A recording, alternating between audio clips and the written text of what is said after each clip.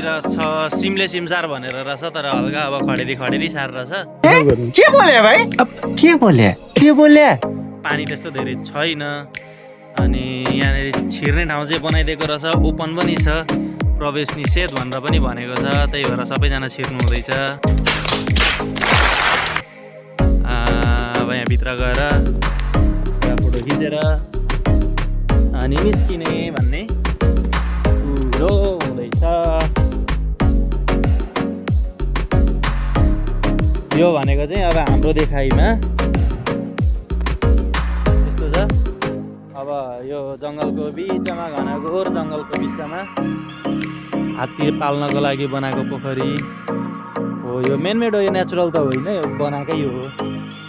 खनेको ठाउँहरू छ यो खनेर वरिपरि माटो थुपारेको ठाउँ छ नेचुरल थियो भने त पारेको देखिने छैन अवस्था चाहिँ रुल तोडेर हामी निस्किँदैछौँ यहाँबाट भाचेलाई मम्मी